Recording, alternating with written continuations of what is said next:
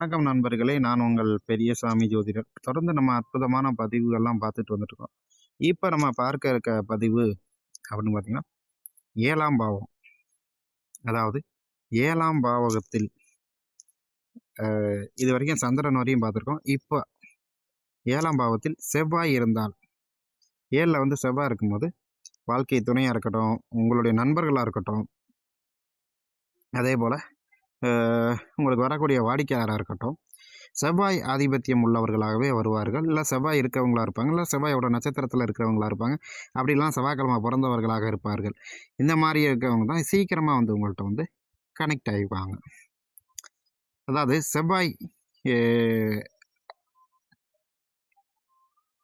லக்னத்துக்கு 7ஆம் வீட்டில இருக்கும்போது, அவர்கள் கலத்திரமோ, இல்ல நண்பர்களோ சொத்தினை எதிர்பார்ப்பார்கள். அ இப்போ பொண்ணா பொண்ணா இருக்கவங்க அவங்க வீட்ல எவ்வளோ சொத்து பத்து இருக்குன்னு செக் பண்றாங்கல்ல, அந்த மாரி அவர்கள் வந்து சொத்தினை எதிர்பார்ப்பவர்களாக இருப்பார்கள். மனைவியின் குடும்பம் ஆடு, மாடு வளர்த்த குடும்பமாக இருக்கலாம். இல்ல கணவரின் குடும்பம் ஆடு, மாடு வளர்த்த குடும்பமாக இருக்கலாம். சரிங்களா?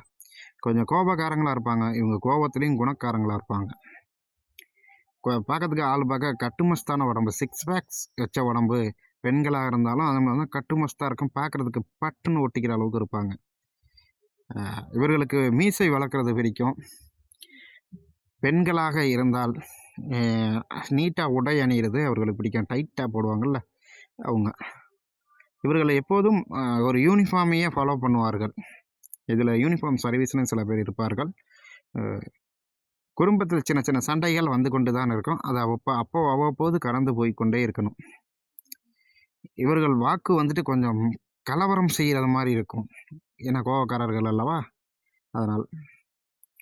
ம் மணமான பின்பு வந்துட்டு ஒரு முறையாவது வண்டியிலேருந்து கீழ விழுவாங்க. கீழ விழுந்த அது பின்னர் வந்துட்டு ஒரு சொத்து வாங்குவாங்க. இதெல்லாம் வந்து கல்யாணம் ஆனதுக்கு அப்புறம் அவர்களுக்கு கிடைக்கக்கூடிய பெனிஃபிட்ஸ். சரிங்களா? இவங்க பிறந்து அ 7 வயசோ, இல்ல 17 வயசுலயோ இந்த அ இவங்க பிறந்ததுக்கப்புறம் வீடு அல்லது சொத்து அல்லது காலி நிலம் வாங்குவதற்கு அப்பா வந்து வாங்கியிருப்பார். அப்படி இல்லைன்னா செவ்வாய் வீக்கா இருக்குன்னு அர்த்தங்க. இவர்களுக்கு எப்போதும் ஒரு யோகம் இருந்து கொண்டே இருக்கும். செவ்வாய் அப்படிங்கிறதுனால சொத்து சேர்க்கிறதுக்கு தான் இவர்கள் அதிகம் ஆசைப்படுவார்கள். அது மட்டுமின்றி இவர்களுக்கு 2வது திருமண யோகம்ங்கிறது எப்போதுமே உண்டு. ஸோ 7ல செவ்வாய் இருக்கிறவங்க திருமணம் பண்ணும்போது தாரதோஷத்தை அதாவது செவ்வாய் தோஷத்தை கழிச்சுக்கிட்டு பண்ணுறது நல்லது. அப்படி இல்லைன்னா செவ்வாய்க்கு பிரீத்தி என்ன இருக்கோ அதை நீங்கள் செஞ்சுட்டு பண்ணுறது நல்லது. இது வந்து செவ்வாய் வந்து திதிசூனியம் பாதகம் இருக்கக்கூடாது. சரிங்களா? அதாவது இவங்க வந்துட்டு பெரியம்மாவுக்கு வந்து இவங்க பிறந்த வீட்டில் பெரியம்மா இருந்தாங்கன்னா அவங்களுக்கு 2 தாரம் தோஷம் ஏற்படும். இவர்களுக்கு எப்போதுமே 2 எதா இருந்தாலும் 2ஆ இருக்கணும் அப்படின்னு நினைப்பாங்க. பேனா கூட 2 பேனா வச்சுக்கிறதுக்கு விரும்புவாங்க. சட்டை கூட சிவப்பு கலரில் சட்டை எடுக்கிறாங்கன்னு வச்சுக்கோங்க, அதே 2 எடுப்பாங்க. ஸோ இந்த மாதிரி 2 அப்படிங்கிற விஷயத்தில் ஆர்வம் அதிகம் உள்ளவர்களாக இருப்பார்கள். அதே மாதிரி கணவர் பெயர் வந்து முருகனா இருக்கலாம். சரிங்களா? இல்ல முருகன் சம்மந்தப்பட்ட பெயரா இருக்கலாம்.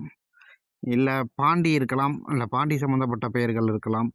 இந்த மாரி பெயர்கள் அவர்களுக்கு வரும். அப்படின்னா இவர்கள் நண்பர்கள் அதே இதிலே இருப்பார்கள். இவர்களுக்கு வந்துட்டு அ 4ஆம் பொதுவா வந்துட்டு 4ஆம் இடத்து அதிபதியா அவர்கள் வந்துட்டாங்கன்னா, அவங்க அம்மாவுக்கு 2 தார தோஷம்ங்கிறது சொல்லலாம். எப்போதுமே இவர்களின் மூத்த சகோதரனுக்கு 7ஆம் இடம் அல்லவா? மூத்த சகோதரனுக்கு அ இருதார தோஷம் ஏற்படுறதுக்கு வாய்ப்புகள் உண்டு. சரி 11ஆம் நாமம் வந்துரும். ஏன்னா 7க்கு 5 11ஆம் இடம் வரும். ஸோ இவர்களுக்கு மூத்தவர்கள் இருந்தாலும் அவர்களுக்கு இருதார தோஷம். ஆக மொத்தம் செவ்வாய் அங்கே இருக்கும்போது எல்லாத்துக்குமே இருதார தோஷங்கிறது அதோட காரகத்துவங்களுக்கு ஏற்பட்டு போய்விடும்.